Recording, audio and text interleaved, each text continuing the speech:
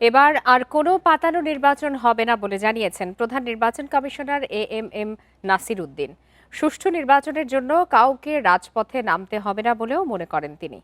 সকালে নির্বাচন কমিশন প্রাঙ্গণে আপিল আবেদনের বুথ পরিদর্শন শেষে তিনি এসব কথা বলেন। এদিকে 4 দিনে আপিল করেছেন 469 জন সম্ভাব্য প্রার্থী। এ বিষয়ে আলোচনা করতে এই মুহূর্তে রাজধানীর বাংলা মোটর থেকে আমাদের সাথে যোগ দিয়েছেন বিএনপি নির্বাচন পরিচালনা কমিটির সদস্য কামরুল ইসলাম সজল এবং জগন্নাথ বিশ্ববিদ্যালয়ের রাষ্ট্রবিজ্ঞান বিভাগের সহযোগী অধ্যাপক মেজবাউল আজম সওদাগর। আপনাদের দুজনকেই স্বাগত জানাচ্ছি ইন্ডিপেন্ডেন্ট টেলিভিশনে। শুরুতেই আমি চলে যাচ্ছি জনাব কামরুল ইসলাম সজল, আপনার কাছে একটু জানতে চাই যে শরিকদের যে 14 আসন বিএনপি দিয়েছে সেই সব আসনে দলটির অনেক নেতা স্বতন্ত্র নির্বাচন করছেন এবং যারা সেখান থেকে শরিক হিসাবে দাঁড়িয়েছেন তারা এটি নিয়ে এখন পর্যন্ত একটু শঙ্কায় রয়েছেন। এই বিষয়টিকে আপনি কিভাবে ব্যাখ্যা করবেন?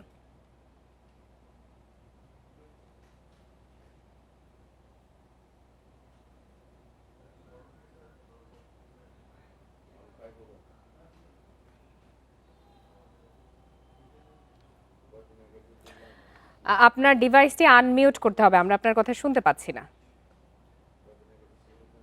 দুঃখিত। দেখেন, বিএনপি একটি বৃহত্তর রাজনৈতিক দল। এই দলের প্রতিটি আসনেই 5-6-এর অধিক যোগ্য প্রার্থী রয়েছে।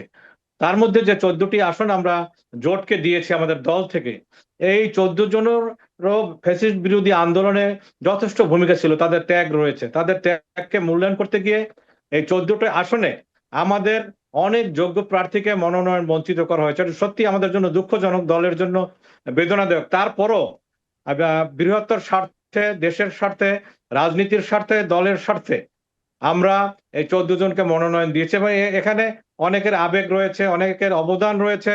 অনেক অনেক কষ্ট করেছেন বিগত দিনগুলোতে, আমরা এটা স্বীকার করছি।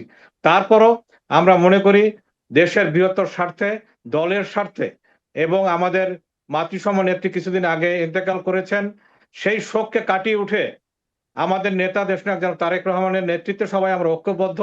যারা এই বিগত দিনে আন্দোলন করে মনোনয়ন পান নাই, তাদেরকে বিকল্পভাবে প্রোভাইড করার চিন্তা দলের রয়েছে। সে কারণে আমি বলছি যে এটা খুব বড় ধরনের কোনো সমস্যা হবে না, আমার এটা বিশ্বাস।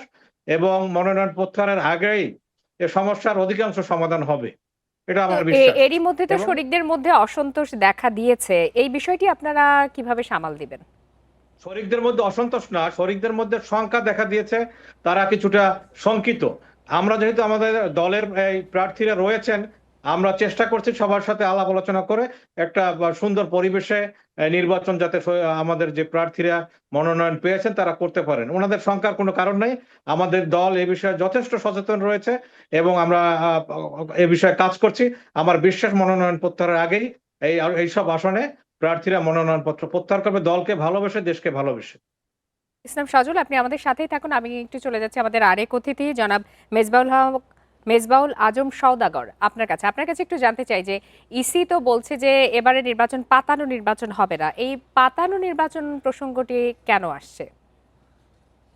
আচ্ছা, জি, ধন্যবাদ আপনাকে। আহ, পাতানো নির্বাচনের প্রসঙ্গটা উনি হঠাৎ করে বলার কারণটা যেটা আমরা বাইরে থেকে বুঝতে পারছি, সেটি হচ্ছে যে আহ, আহ, কিছু রাজনৈতিক দলের পক্ষ থেকে এমন অভিযোগ আহ, গত এক সপ্তাহ থেকে করা হচ্ছে, বা এরকম ভাবে একটা নির্বাচন কমিশনকে একটা চাপ দেয়া হচ্ছে যে আগামী নির্বাচন যদি এরকম পাতানো হয় তাহলে কখনোই এটা মেনে নেওয়া হবে না, এইরকম কথা কিন্তু বলা হচ্ছে। এবং তার প্রেক্ষিতেই কিন্তু নির্বাচন কমিশন এই কথাটা বলেছে। আর পাশাপাশি আপনি জানেন যে দীর্ঘ 15 থেকে 18 বছরে বাংলাদেশে পাতানো নির্বাচনের একটা বড় ধরনের ইতিহাস এবং অভিজ্ঞতা আমাদের রয়েছে। এবং সেই অভিজ্ঞতা থেকে কিন্তু আপনার রাজনৈতিক দলগুলোর মধ্যে, অন্যান্য স্টেক হোল্ডারের মধ্যে, ইভেন সাধারণ জনগণের মধ্যে এরকম একটা শঙ্কা স্বাভাবিকভাবেই থাকবে। তবে সারা দেশের মানুষের প্রত্যাশা হচ্ছে নির্বাচনটা ফ্রি, ফেয়ার এবং ক্রেডিবল এটা হবে। এটা হচ্ছে দেশের মানুষের প্রত্যাশা। এখন আরেকটা বিষয় হচ্ছে যে এই ধরনের প্রসঙ্গটা হঠাৎ করে রাজনৈতিক দলগুলো আনছে কেন? কারণ এর আগে কিন্তু এই ধরনের কথা আমরা শুনি নাই। তাতে যেটা আহ, প্রাথমিকভাবে যেটা মনে হচ্ছে, এবং কেউ কেউ উল্লেখও করছেন যে বিএনপির ভারপ্রাপ্ত চেয়ারপারসন জনাব তারেক রহমান দেশে আসার ফলে তাকে যে আপনার নিরাপত্তা দেয়া হয়েছে এবং নিরাপত্তার পাশাপাশি কিছুটা প্রোটোকল দেয়া হয়েছে, সম্ভবত সেই জায়গা থেকে রাজনৈতিক দলগুলো একটি এমন অভিযোগটি করছেন যে একটা দলকে বা একজন দলের প্রধানকে যদি এভাবে দেয়া হয়, তাহলে সেটা তাদের প্রতি বিশেষভাবে ঝুঁকে পড়ছে, এমন একটা আশঙ্কা হয়তো তাদের মধ্যে কাজ করছে। যদিও তারেক রহমান বর্তমান বাস্তবতায় এবং বিশেষ করে হাদি হত্যাকাণ্ডের পরে দেশে যে নিরাপত্তা শঙ্কাজনিত পরিস্থিতি জি, তৈরি আসলে এই হয়েছে, তাতে বিষয়টি তারেক আবারও রহমান। হয়তো উঠে এসেছে। আমি একটু আরেকটি বিষয় জানতে চাই যে মনোনয়ন যাচাই বাছাইয়ে তো অনেক প্রার্থী বিশেষ করে স্বতন্ত্র প্রার্থীরা বাদ পড়েছেন এবং অনেকে কিন্তু আপিলও করছেন প্রার্থিতা ফিরে পাওয়ার জন্য এবং এর জন্য অনেকে নির্বাচন কমিশনকে দায়ী করছেন। এই বিষয়টিকে আপনি কিভাবে দেখেন? আচ্ছা, এই বিষয়টাকে ব্যাখ্যা করা যায় এভাবে। দেখুন, মাহমুদুর রহমান মান্না একটি কথা তিনি বলেছেন যে ২ আসনে আমি নমিনেশন দিয়েছি। তো সেখানে মনোনয়নপত্র জমা দিয়েছি। তো ২ আসনে যদি ২ রকম সিদ্ধান্ত কিভাবে হয়? তো সেই ক্ষেত্রে বলা হচ্ছে যে কোনো জায়গা থেকে একই বিষয়ে একই ধরনের ম্যাটার কিন্তু ভিন্ন ভিন্ন সিদ্ধান্ত এসেছে। তো এই জায়গা থেকে বিভিন্ন প্রার্থীরা কিন্তু এই ধরনের অভিযোগ নিয়ে আসছেন। তবে সেই বিষয়গুলো আপনি জানেন যে দুটো পদ্ধতি রয়েছে। একটা হচ্ছে নির্বাচন কমিশনের নিজস্ব ট্রাইব্যুনাল থাকবে এবং সেখান থেকে উচ্চতর আদালতেও প্রার্থীরা যেতে পারবে, এবং ২টি অ্যাপ্রোচে যদি যাদের যাদের ক্ষেত্রে এই অভিযোগগুলো এসেছে, ওনারা যদি এই ২ অ্যাপ্রোচে মুভ করেন, তাহলে কোনো না কোনো একটা জায়গায় সেগুলার একটা সমাধান হয়তোবা আসবে এবং সেক্ষেত্রে তারা একটা প্রতিকার পাবেন বলে আমার কাছে মনে হচ্ছে। তবে যদি প্রতিকারগুলো তাদের প্রার্থীদের পক্ষে আসে, তবে তখন এই প্রশাসনের উপর তখন একটা সন্দেহটা তাদের একটু কাজ করবে এবং বাড়বে বলে আমার কাছে মনে হচ্ছে। মিসবাহুল আজম সওদাগর, আপনি থাকুন আমাদের সাথে। আমি একটু আবারও চলে যাচ্ছি আমাদের অতিথি জনাব কামরুল ইসলাম সজল আপনার কাছে। আপনার কাছে একটু জানতে চাই আবারও পাতানো নির্বাচন প্রসঙ্গে যদি আসি, নির্বাচন কমিশন জানিয়েছেন বা সিইসি বলেছেন যে পাতানো নির্বাচন হবে না এবং এর আগে কিন্তু এনসিপি এবং জামায়াতের নেতারাও একই অভিযোগ বা একই শঙ্কার কথা জানিয়েছেন। বিএনপির অবস্থান কি এ বিষয়ে? দেখেন, এই প্রসঙ্গটা কেন আসছে আমরা যা বুঝতে পারছি না। আমরাও পাতানো নির্বাচন চাচ্ছি না। আমার মনে হয় কিছু কিছু রাজনৈতিক দল যারা আসন্ন নির্বাচনে নিজেদের পরাজয় নিশ্চিত জেনেছেন, তারা হয়তো বা শঙ্কা প্রকাশ করছেন যে এটা পাতানো এই শব্দ উচ্চারণ করে নির্বাচন কমিশনে এই ধরনের কথা বলে নির্বাচন কমিশনকে হয়তো বিব্রত করার চেষ্টা করছেন অথবা ঘোলা পানিতে মাছ শিকার করার চেষ্টা করছেন। আমি এভাবেই দেখছি এটাকে। আর আবারও যদি আপনাদের স্বতন্ত্র প্রার্থী এবং শরিকদের বিষয়টিতে আসি, যে অনেক সময় দেখা গেছে একটি আসনে তো আমরা জানি যে একজনকে বহিষ্কার করা হয়েছে।